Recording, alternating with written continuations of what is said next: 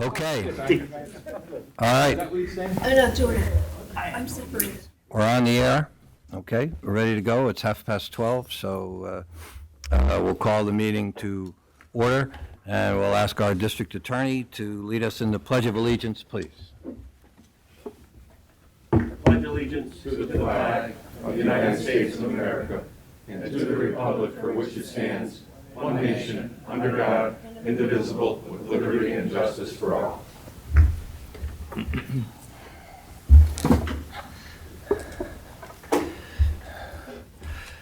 Welcome all to the September meeting of the Lackawanna County Prison Board. I trust everybody's had an opportunity to review the minutes that Tracy sent out, and assuming that you have, I'll entertain a motion to approve the minutes from our August meeting. Motion. Do I have a second? Second. On the question? All in favor? Aye. Any opposed? The ayes have it. The minutes from August are approved. Anybody in the public wish to address the board on agenda items only? You'll have another chance, generally speaking, after the meeting. Okay, I see no one, so we'll move. Our first motion on the agenda is a motion to approve all the current payables for the Community Corrections Center as well as the prison. I trust everybody, like the minutes, has had an opportunity to review those.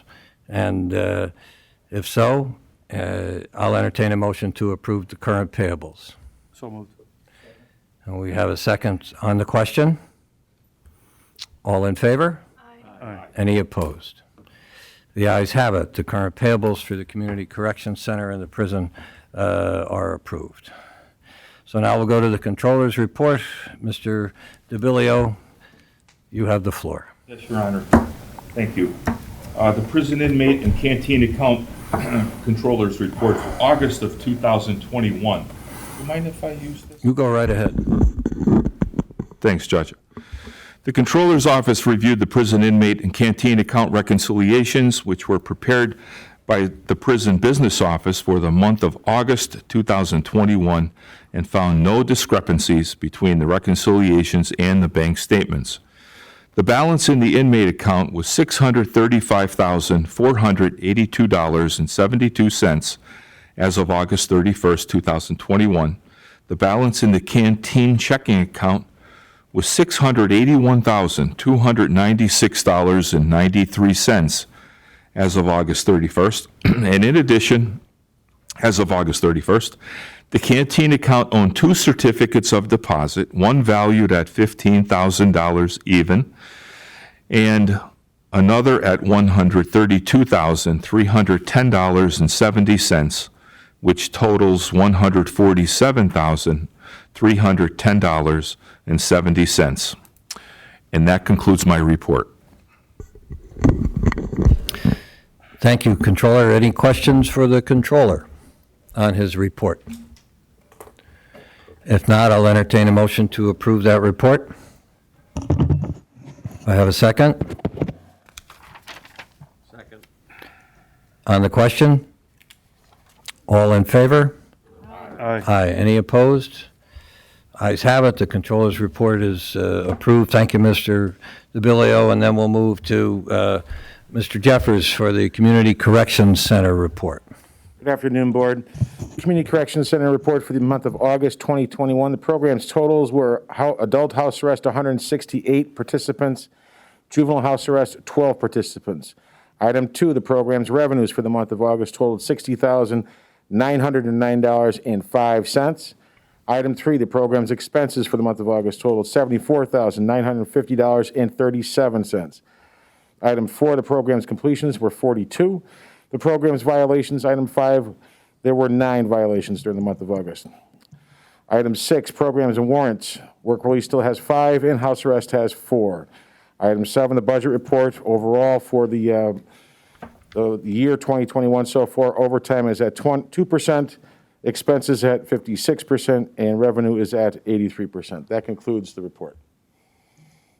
Any questions for Mr. Jeffers? If not, I'll entertain a motion to approve his report. So moved. Second. Have a second on the question. All in favor? Aye. Any opposed? Thank you, Board. Thank you, Mr. Jeffers. Next, we'll get the Warden's report from Warden Betti. Good afternoon, Board. How are you today? So far, so good. That's good. The average daily population for August of 2021 was 645 inmates. 479 were county inmates. We averaged 564 adult males, 6 juvenile males, and 75 adult females. The average daily population of U.S. Marshal Service detainees for August 2021 was 166 individuals.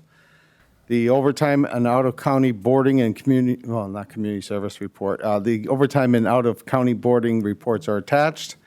Staffing update, currently our correctional officer numbers break down to 162 full-timers on staff, 5 out on workers' comp, 2 on continuous FMLA with 61 with intermittent FMLA, 0 on administrative leave, and 11 full-time vacancies, for a total of 180 full-time officers. The budget as of August 31st, revenue was at 59%, expenses were at 67%.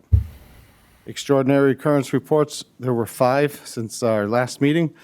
On August 14th, a county inmate was discovered to be in the process of attempting suicide. Responding staff removed the article of clothing that was wrapped around this inmate's neck, placed him in the emergency restraint chair, and had the on-duty nurse conduct a physical exam of the individual. On 8/19, a county inmate was being non-compliant during the booking process. This inmate began speaking irrationally and began displaying signs of aggression. A decision was made to place him in the ERC for his safety and for the safety of the staff. On 8/21, a county inmate on a suicide prevention watch covered his camera. The inmate was removed from his cell without incident. However, he refused to go back to his cell and became combative with staff by attempting to kick them. It was decided for the safety of this inmate and the behaviors that he had demonstrated that he'd be placed in the ERC. On 8/23, a county inmate began acting irrationally and then started banging her head off her toilet and her cell walls. A decision was made to place her in the ERC for her own safety. And on 8/30, a newly committed county inmate was being non-compliant with the booking process. This individual was committed on an assault charge on a police officer and was being uncooperative. The individual was placed in the ERC for his safety and the safety of our staff. PREA, there were 3 PREA investigations completed in the month of August. One was an allegation of staff on inmate sexual harassment, and it was deemed founded. One was an allegation of staff on inmate sexual misconduct, and it was deemed unfounded. And one was an allegation of inmate sexual misconduct, and it was deemed unfounded. This concludes my report. Any questions for the Warden? I do. Thank you, Your Honor. Warden, my controller's office was in touch with you recently regarding overtime totals, which, I'll check out now. And you and I talked about overtime, and the bottom line is overtime is high. We all know that. But we discussed that the cause of the high overtime numbers is because of mandatory double shifts being required of our prison employees. Now, you need a certain number of employees per shift so that our prison runs safely and efficiently, and that's the most important thing.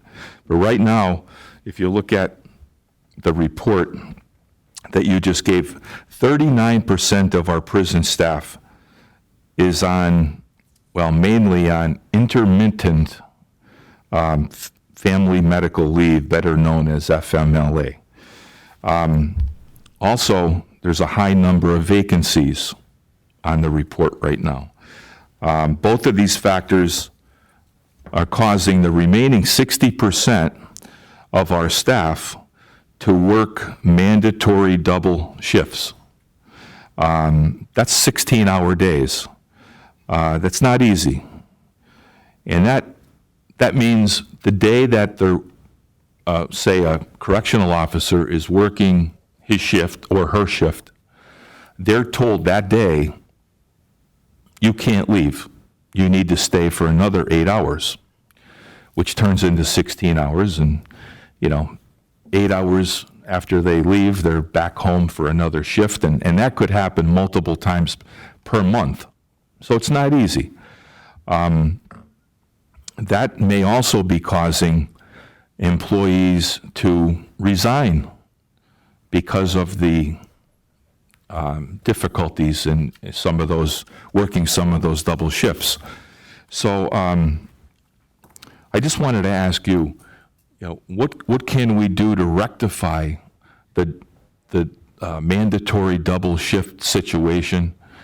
Because the employees need a break from that and from working too many double shifts. I mean, a couple here and there are one thing, but when you go overboard, it's another. And then not only that, but of course the taxpayers need a break from paying overtime, because it looks like we're on target for at least $2 million in overtime, and our budget's $1.5 million for the year. So if you wouldn't mind, just I'll address some of those issues, no problem at all. I've always said that with overtime is the salary for staff. It's kind of like the scales of justice. When your staff is up, your overtime is down. When your staff is down, your overtime is up. It's a direct influence. I ran a report real quick before I came over here, and our wages that are paid for salaried staff, we're at 50%. Mind you, we're 2/3 of the way through the year. It's a significantly lower amount than what's budgeted. Our overtime, as you pointed out, is up. We're at 82%. Again, 2/3 of the way through the year. That's not good. Overall, the two things combined, we're at 53% of what was budgeted between those two line items. That looks good, but then there's the human factor, and you're absolutely right. Fatigue, being tired, all these other things that go with that. What I'm doing is I just yesterday sent down 10 requests to hire forms, 11, I'm sorry, in the hopes of getting all these full-time positions. We've been busy the last month interviewing candidates. We found 11 good candidates. There are actually 12 vacancies. This report was written up. It said that there were 11. There's since been one more vacancy that occurred. So I'm hoping to be able to get them, but honestly, it takes a little time. They got to get hired. They got to give a 2-week notice. They got to go through a month-long training. The relief, we'll see it in November. That's what we'll see. Unfortunately, being that low a staff, yes, it also causes individuals to feel stressed out and anxiety. FMLA, there's nothing I can do about FMLA. That is a federal law. Right. And I can't say, I don't even see it. I don't even know why people have FMLA. That's not privy to me. can't even question it, yeah. So, what else can you do? We could try to keep this facility staffed as close to 100% as possible. That is the best approach to make when it comes to that. I don't think there's anything I forgot to address there. But if Because some employees have actually resigned as a result of, I don't know why they resign. I know that we've gotten resignations. We've had some retirements too. Yeah. I can speculate that, it was because they were fatigued or done with the place. Possibly. They could have also, we lost a couple to other facilities as well. So I think it's a combination of everything. Some people are retiring. Others have resigned because they got a new job offer. I'm sure that a few of them resigned for other reasons, probably what you're hinting at there, that they're just sick of working at the facility. That could happen. The best I could say is it's not just my department that's feeling this crunch, this employment crunch. I know on the board we have Sheriff McAndrew and DA Powell. I'm pretty sure it's all criminal justice agencies are feeling this kind of crunch nationwide. Definitely in Pennsylvania, because I've talked to my counterparts in other county prisons, and they're having the same problem with getting individuals who are interested in employment in their facilities. yeah, and I don't mean to, point the finger at anyone, but of course, we need to try to rectify that situation any way we can. Appreciate whatever you can do and the rest of the staff at the prison to try to improve on that situation. Absolutely. Gary, I think the warden's gonna have somebody over, a representative from the prison at our job fair, right? Yes, I was going to say, I know there's an upcoming job fair, and that we plan on sending a couple individuals there to talk to anybody that might express interest in working at the facility. We can explain it's more than just what you think. It's a small town within the city of Scranton, and we have to care for a lot of things, including inmate property, haircuts, things like that. Warden, the state training for COs, that's what's that, about a month? Well, about a month long? Yeah. Any newly hired full-time officer has to, within the first year of employment, go to the Department of Corrections Training Academy in Elizabethtown Right. for a 4-week course. They've condensed it during this pandemic where they run 12-hour shifts and they get it done a little quicker than This 4 weeks. problem probably at the earliest won't be rectified until maybe November. Would that be Yeah. accurate to say? Yeah, I'm hoping that these 11 go through quickly. I'm hoping, and that everybody has good background checks, and we can get them on board within the next 2 weeks or so. We have a month of training, then they get on shift, and they can work, and then when their number comes up for going to the Department of Corrections for basic training from the DOC, they'll go. Not all at the same time, 2, 3, 4 at a time will go. Tim, I saw in the paper the other day about the State Department of Corrections, and the issue of vaccinations for DOC employees. Can you give us an idea of the percentage of your staff that's vaccinated? I don't have an exact number, and the reason I don't is because I wasn't the collector of the information. I did reach out I had a brief conversation with the board 2 months ago, and I did reach out to Human Resources.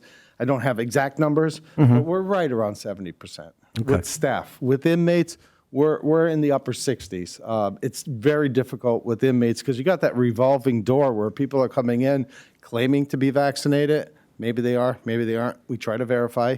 And then we have individuals that get vaccinated while they're there, and it's a 2-shot process. So sometimes they're gone by that second shot. Right.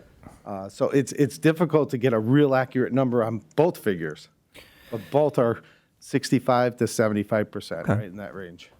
And what's the situation over there now? Do we have anybody isolated? Or- We have one individual who came in yesterday, I believe. I don't know if it was from sentencing, but she came in, we were told she's positive. Okay. So she is in quarantine. Okay.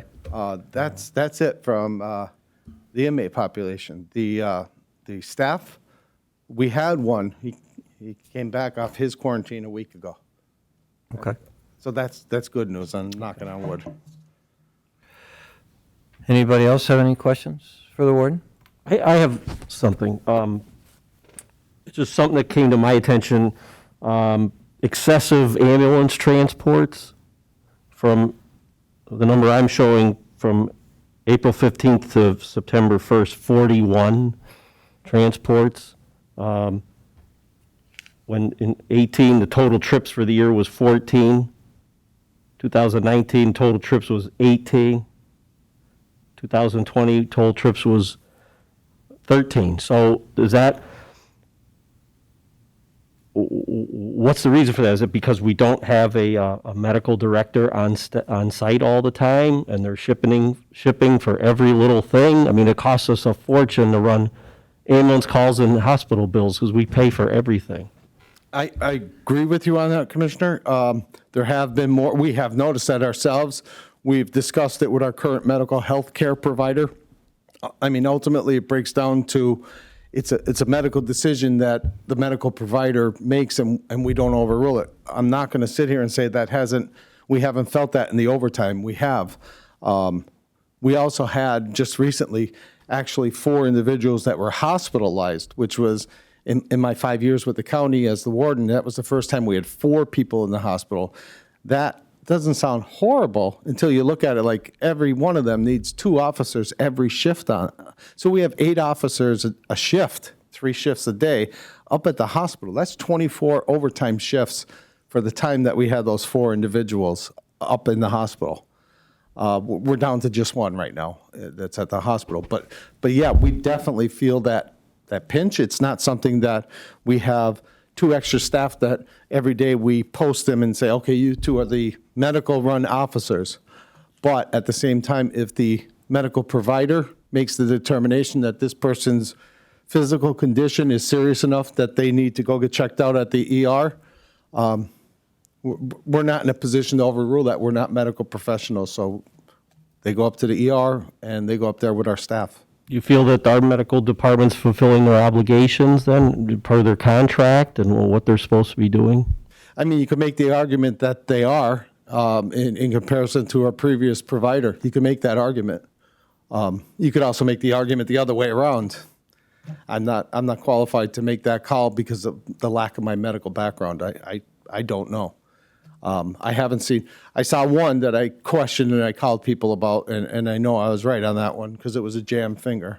Right, I know that That one, you don't go to the hospital for a jammed finger, and that was a mistake made by the nursing staff that made that call. But that was the only one I saw. The rest of them were ones that, hey, you know, if I'm in the jail and I'm detoxing and I start taking multiple seizures and the medical provider decides, we better get this guy checked out up at the hospital to get a second opinion or to get somebody else to take a deeper look at it. No argument for me. We're attempting to provide the best medical care for the inmate population.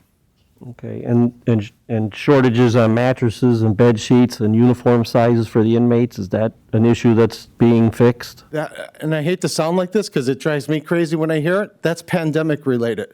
And what that has to do with the shortage there is in trucking that's going on and at the manufacturing plants of people being able to be there to do things.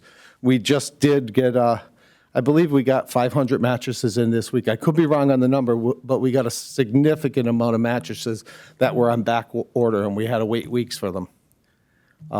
We're seeing that. It's everywhere. Go buy a piece of plywood and see what the cost is compared to 2 years ago. So.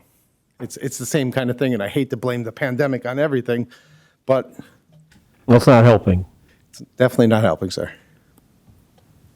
And Warden, at the last meeting, I think you weren't here, but Deputy Wardens Curtis and Langan were here, and they indicated that they were gonna look at, I think you and I discussed it, pull the emergency rooms or the hospitalizations, pull the diagnoses or whatnot, and try to talk to the medical to see if there was an issue there. But their understanding was that there was, you know, one that had an overdose and a couple of people had seizures and that they were significant. Is that your understanding of it? Yeah, not only that, there was one individual who had been diagnosed with a pretty far along cancer. Just these things that it didn't matter if it was our current provider or our previous provider, these people were going up to the hospital. Again, the only thing I found was a jammed pinky. And that is something that we spoke to them about and saying, you know, you guys are killing us here. And Find any other ones that were No. along those lines? Okay. no, and we took a good long look, and we're in constant communication with the staff and pretty much letting them know, like, we can't be doing, when we can address an issue here at the jail, we need to address this issue here at the jail. My understanding though is that the medical department's working out well, or am I incorrect? I mean, I get mixed reviews from staff members, but I could tell you that what I'm not getting is I'm not getting a slew of grievances from the inmate population. That's a nice break. You know, I'm not getting the complaints from the inmates. Thank you. Yep. Anybody else? Okay, if not, I'll entertain a motion to approve the warden's report. I have a motion. Do I have a second? Second. I have a second. On the question? All in favor? Aye. Thank you. Any opposed? Thank you, Warden. Thank you. Anybody from the public like to address the board?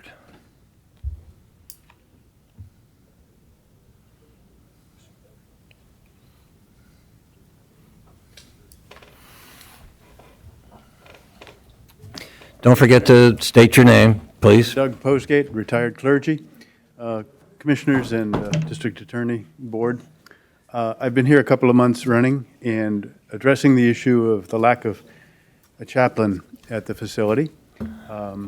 Glad to report that I've had a meeting with the Scranton Area Ministerium and find persons in support there from varied traditions.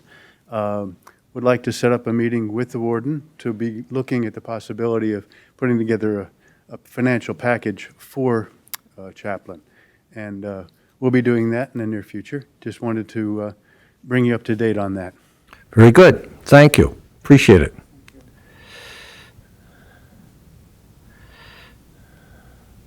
Bev?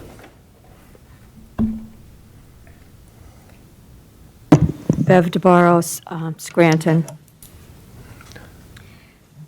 This is urgent. I really think it's past time to resume the women's Bible study Thursday afternoons, 12:30 to 2 o'clock in the chapel. If we bring up 10 or 15 women each week and have a Bible study there.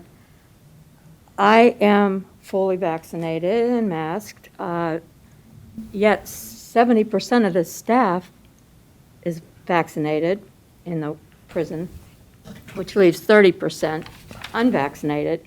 So I would say I'm more eligible to go in and out than some of the staff. But the other thing is the book distribution. I think that's long overdue. And I am proposing for myself, and I know we have some other volunteers, I don't know which one of them will be available, but for myself, I can go in chapel alone that every Thursday afternoon. I would like to start next week. I'd like to do this for a month and see how it goes. Book distribution, I will commit to Monday, Tuesday, Thursday, Friday mornings from 10 o'clock till noon, myself. And I would like a CO escort, possible. Usually we have 2 volunteers, but I mean, with me and a CO, we can handle the carts. Make it more simple than in the past. Before we would let the people come out, look through all the books and everything. We could tighten that up and say, come out, pick 1 or 2 books max. We hope to come back next week, return those books, and keep good records, name, cell number, all that. I think you could trust me by now. I mean, some of you have known me for years, and some more recently, but still, no complaints about me. I'm respectful when I'm in there.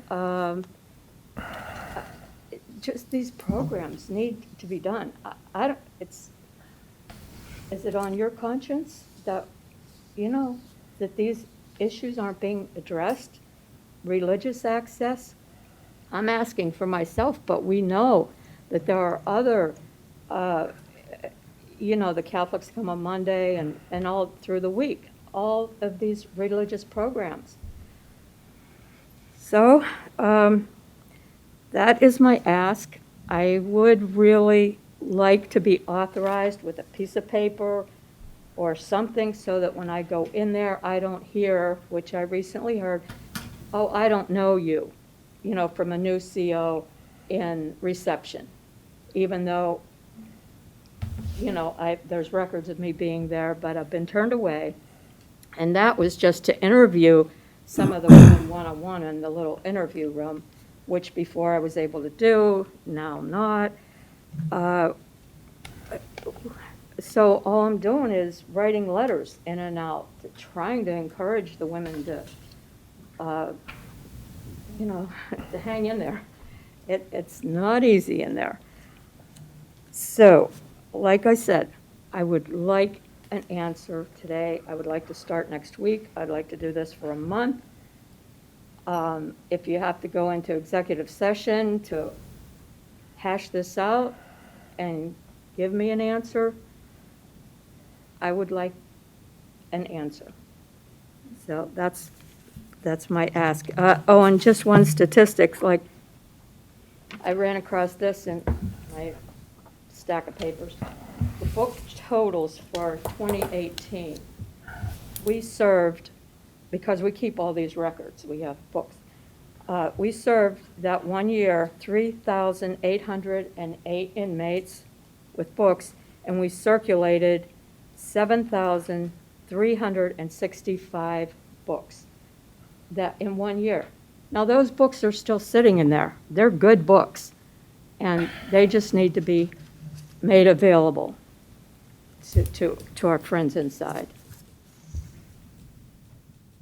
Bev, rest assured, it's not an issue of trust. I don't want you to think that anybody has anything but the utmost regard for you as a person and your integrity. But, you know, as we've said before, we're in the middle of a pandemic, and the numbers, as you, I'm sure, are aware, continue to go up. And, I mean, this would be a time that we would be normally meeting at the prison, this September meeting, but we're here. And, you know, I think the last time we addressed this is when the warden feels that, you know, it's safe for everybody involved to start this activity again. I'm the first one to champion your cause. And I don't think anybody on this board is any different than I am with respect to how they view what you want to accomplish. But we have to proceed very carefully. I know you're vaccinated, you know, but we have people coming in and out of there every day, inmates, who are not. And some say they are, and we don't know that they're not. So we have to proceed with caution. And we as a board, we don't micromanage, you know, that's the warden's job is to manage the day-to-day kinds of things. But really, you know, and yes, it does weigh heavy on our consciences because we like to see people leave the prison and not come back. And part of what you do helps in that kind of a success so that they don't come back. So we want to get it back in place. But we have to do it when collectively, with the judgment of the warden, that he thinks it's appropriate to do so. So we're moving in that direction, okay? And I know you want an answer today, but I'm not going to look you in the eye and tell you you're going to have an answer today, because that wouldn't be fair to you. It's not a matter for executive session, that I can tell you. And I don't know how anybody else feels, but that's where I'm coming from. I would Okay. like to say that, yeah, pandemic is a big word, a big concept, but specifically. It's a big problem. It's not just a concept and a word, it's a problem. Right, and we know that the Aramark people come in and out, so many people come in and out of there. Why can't I, for this reason, this controlled time, even if just the chapel? I mean, this is specific.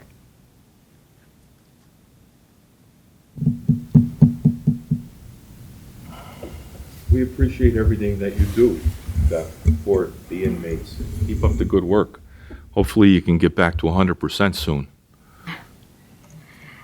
Can't do the work from out here. I promise you I'm going to talk to the warden, okay?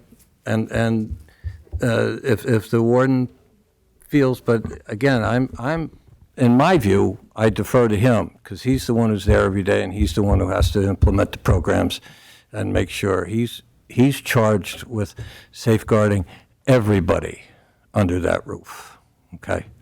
So if he says we can start, then I'll give you a ride, okay? Okay. Anybody else?